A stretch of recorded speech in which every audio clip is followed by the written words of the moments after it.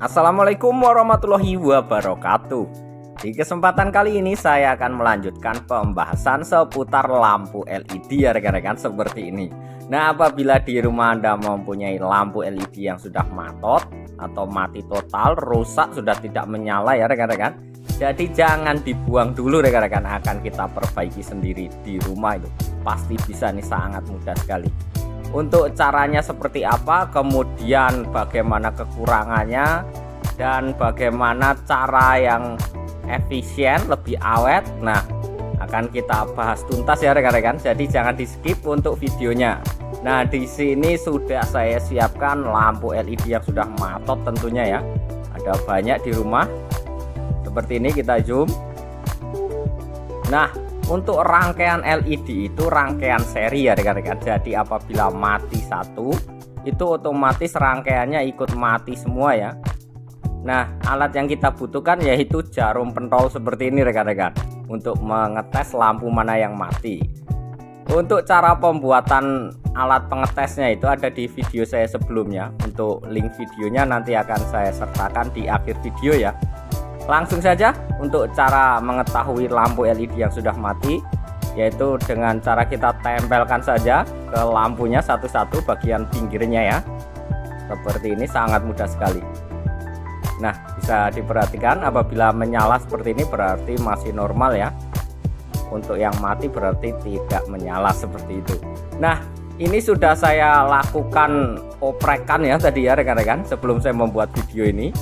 Jadi untuk bagian yang saya solder ini, itu bagian lampu yang mati ya.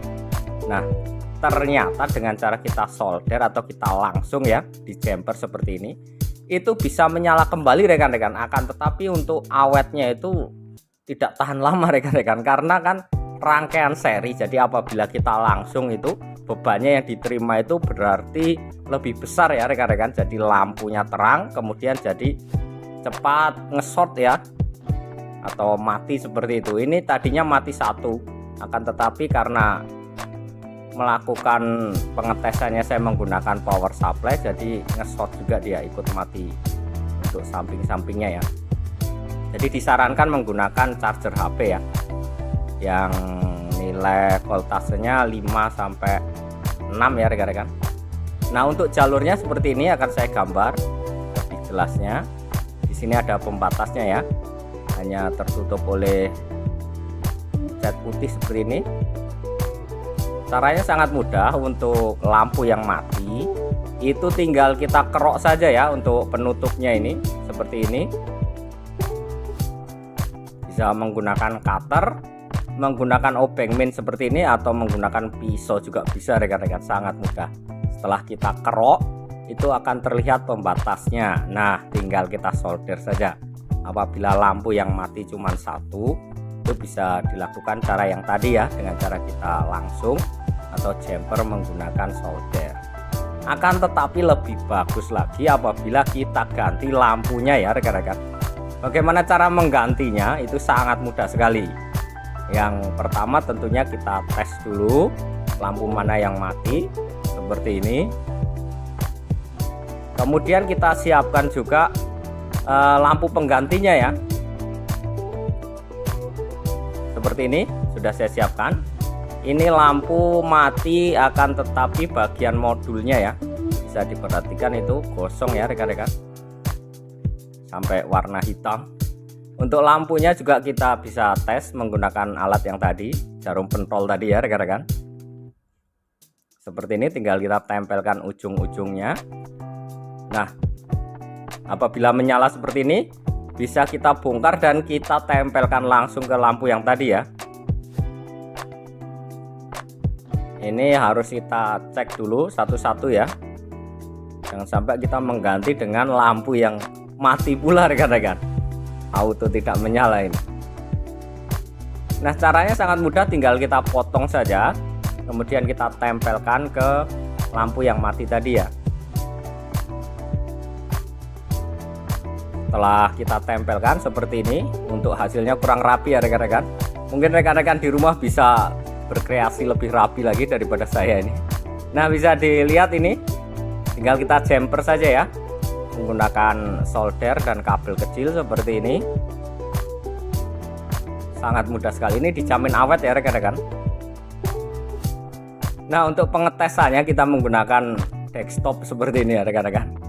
Ada di video saya sebelumnya juga untuk cara membuat colokan seperti ini. Tinggal kita colokkan ke listrik, apakah menyala ini untuk lampu LED-nya. Dan ternyata menyala ya rekan-rekan.